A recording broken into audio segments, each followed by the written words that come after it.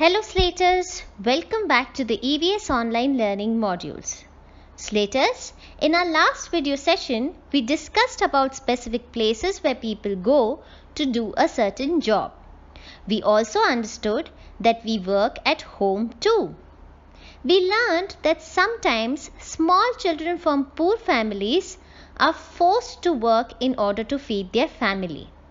And because of this, they are unable to attend school and enjoy life or have fun. In today's video, we will discuss more on the issue of small children being forced to work. We will learn how our government has formed certain laws or rules to help these children. We will also read about some Samaritans in India who are helping and working towards the benefits of these children. Now Slaters, the word Samaritans means a helpful or a charitable person, someone who works for the good of a society or people. Now let's understand more on this as we read from the textbook. Slaters, please turn to page number 188. Place your finger on the text as I read. Preventing child labor. Now Slaters, preventing means stopping. Preventing child labor means to stop child labor. Here, labor means work. Now let's continue reading. In India, many children go to work every day. They do not go to school. They work in match factories, make rugs and carpets, make glass bangles, and carry heavy stones. Their work is often dangerous. They work for many hours. They have no time for fun and play. The Indian government has made many laws to prevent child labor. The government wants all children to go to school till they are 14 years old. Yet, some children are forced to work. Now Slaters, let's underline the new words. So underline the word laws. L-A-W-S. Laws. It means rules. Now underline the word child labor. C-H-I-L-D, child, L-A-B-O-U-R, labor, child labor. It means very young children being forced to work. Now underline the word government. G-O-V-E-R-N-M-E-N-T,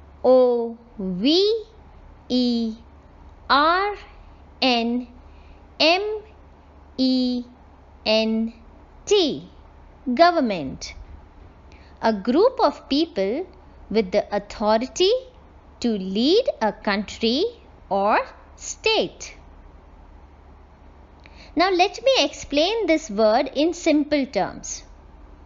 In any office, school or hospital, we have group of people who see that things are working smoothly and that the rules are being followed. So in a way, they lead that office, school or hospital and are said to govern it. Similarly, in every city, state or country, we do have group of people who work for the good of people. They see that their needs are fulfilled and that rules are being followed. If there is no concept of government, then each one of us will do whatever we want. In such cases, rules will be broken and there will be no peace in the city, state or country. Hence, we need a government. Did you all understand? Very nice. So now, tell me which government is ruling our country now? Who is our Prime Minister? Correct, Mr. Narendra Modi. He is the Prime Minister of our country. Well done, Slaters. Now let's try to understand the passage that we just read. Slaters, there are many people in India who are poor and do not have decent source of income. In such cases, the parents of these children send them to work. They work in factories and hotels.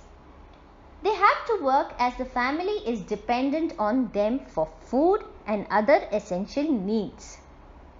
This process of involving children in work at such a tender age is called child labor.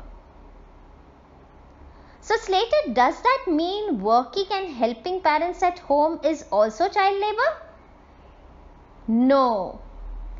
Working at home, helping parents in doing little things cannot be called as child labor, as here you all are working as per your own wish and you are also not being paid in money for doing that work at home. In fact, when you help your parents at home, you are improving your own skills, isn't it? Now let's continue reading further. Their families are too poor to feed them and send them to school. These children also help their parents to run the house. So Slaters, due to child labor, many children are not able to go to school and enjoy learning as you all are doing. The Government of India has formed various laws in order to prevent or stop child labor. One such law or rule made by Government of India is that children below 14 years of age should not be made to work to earn money. Various Samaritans are continuously working for the benefits of these children. We will read about this further in the chapter. Now Slaters, what if you come across such a child who does not go to school? Is there something that you and your friends can do to help him or her? Yes, you can help the child by talking to them, teaching them what you know, and by playing with them. Furthermore, you can ask your parents to help the child by talking to the child's parent and convince them in sending them to school. Isn't it? Now let's focus on the Did You Know section in your textbook. Kailash Satyarthi is an Indian who was awarded the Nobel Prize in 2014. He works to prevent child labor. Slaters, the picture shown in this section is of Kailash Satyarthi. He was awarded with the Nobel Peace Prize. Kailash Satyarthi is one of the first names that comes to our mind when we talk about child labor. He has been fighting against child labor in India. He was also the co-recipient of the Nobel Peace Prize along with Malala Yousafzai for working for the good of children. He has formed various organizations like Bachpan Bachao Andolan, Global March Against Child Labor, and Kailash Satyarthi Children Foundation. Now Slaters, do you all know about the Nobel Prize? The Nobel Prize is an international award which is awarded annually, which means once in a year, to people who are working in several fields like education, science, chemistry, literature, peace, and much more. The man behind the prize was Alfred Nobel. He was a scientist, inventor, and businessman, and he also wrote poetry and drama. Now let's read further in the textbook. Please turn to page 189. A time for everything. Children go to school and study. Grown-ups at home and outside look after the family. After a day's work, people usually relax. They read newspapers or magazines, talk to the family members, and watch television. Anil's family likes watching films and playing games together. Sona likes playing with her friends. Meena enjoys listening to music. Sheba learns dance while her brother goes for swimming. In villages, people gather at a common place in the evening. They chat, joke, dance, and sing together. So, Slaters, as you can understand from this passage, that it is very important to enjoy and relax too. Each one of us can relax as per our liking, isn't it? For example, one may feel like reading books, others would like watching movies, few would like doing yoga, while others would like to go for a walk. This helps us in keeping our body and mind healthy. Everyone should have a balance of work and play. It keeps us healthy and happy.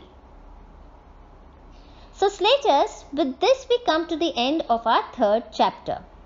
I hope you all enjoyed and learned new things. So let's recapitulate what all we learned from this chapter. We learned that people work for earning money which they use for buying essential things to live. We understood about different professions or the jobs that people do. We learned that people go to specific places to do their job. We learned that some children from poor families are forced to work and they do not attend school as they do not have the money to feed themselves and for the school. This is called child labor. Furthermore, we learned that government has made various laws to prevent child labor. We learned about people like Kailash Satyarthi who are diligently working for the benefit of these children. So Slaters, I would like you all to read the chapter one more time and learn the new words and their meanings. We will meet again in our next session. Till then, keep learning. Thank you.